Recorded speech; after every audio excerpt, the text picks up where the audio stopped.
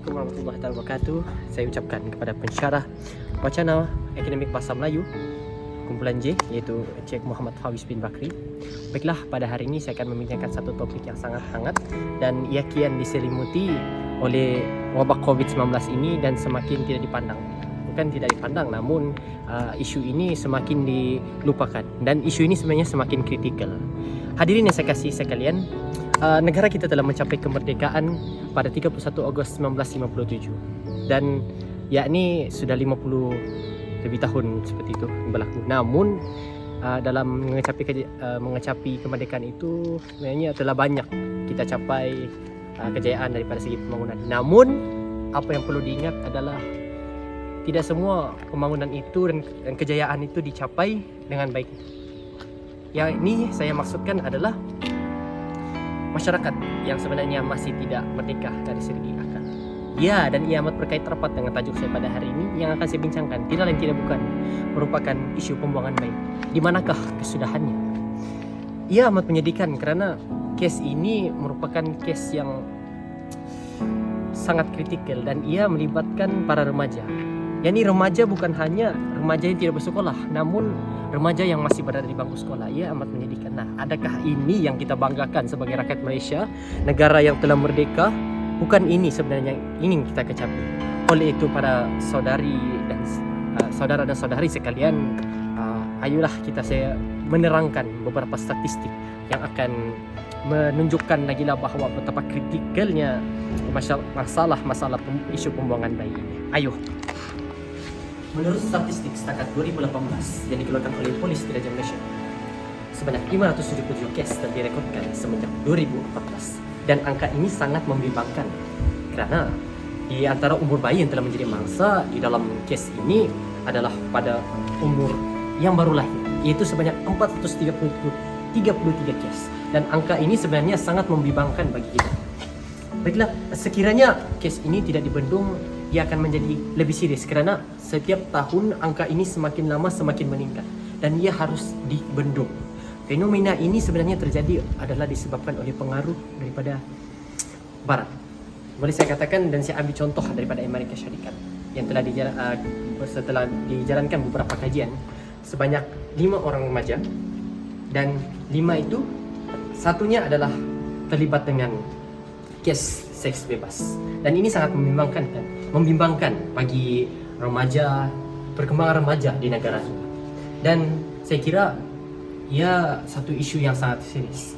Menurut Hashim 2008 mengatakan bahawa isu pembuangan bayi ini adalah sangat serius dan ia adalah melibatkan nyawa-nyawa bayi yang tidak berdosa. Antara faktor yang menyebabkan fenomena ini terus berlaku dan terus meningkat adalah disebabkan oleh keruntuhan moral yang serius. Ini adalah disebabkan oleh pengaruh rakan sebaya, di mana para remaja ini salah memilih rakan dan menyebabkan mereka terjerumus ke dalam lubang maksiat ini.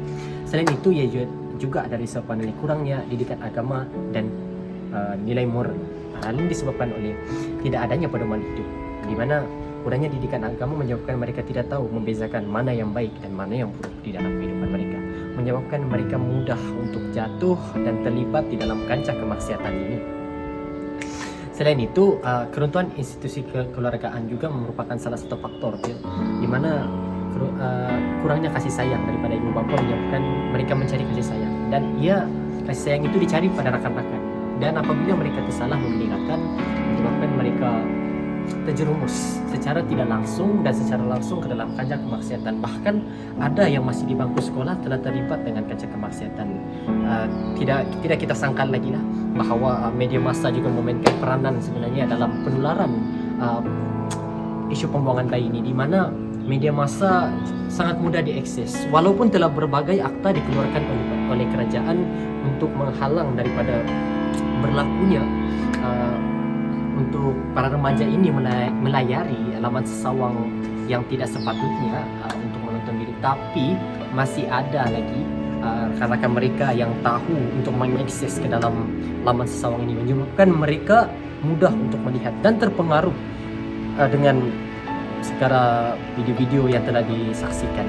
Dan tidak disangkal juga media massa juga menyebabkan mereka dapat melihat kepada film-film barat. Di mana film-film barat ini seperti yang kita ketahui tidak semua, namun ada sedikit unsur yang kurang sesuai sebenarnya disaksikan oleh para remaja ini, dan pada umur mereka yang masih pada belasan tahun sebenarnya mereka tidak mampu lagi untuk membezakan mana yang baik dan mana yang buruk. So kita akan lihat pula bagaimanakah untuk kita selesaikan permasalahan ini.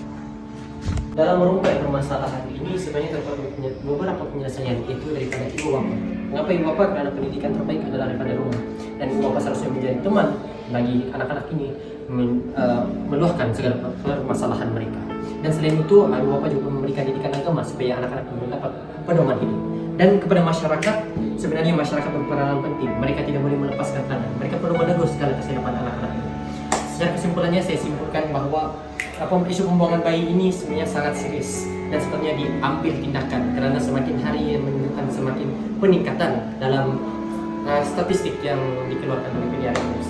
Dan saya rasa setelah sampai ke penghujung bicara saya pada hari ini, saya sudahi bicara saya dengan wabillahi taufiq wal hidayah. Assalamualaikum warahmatullahi wabarakatuh.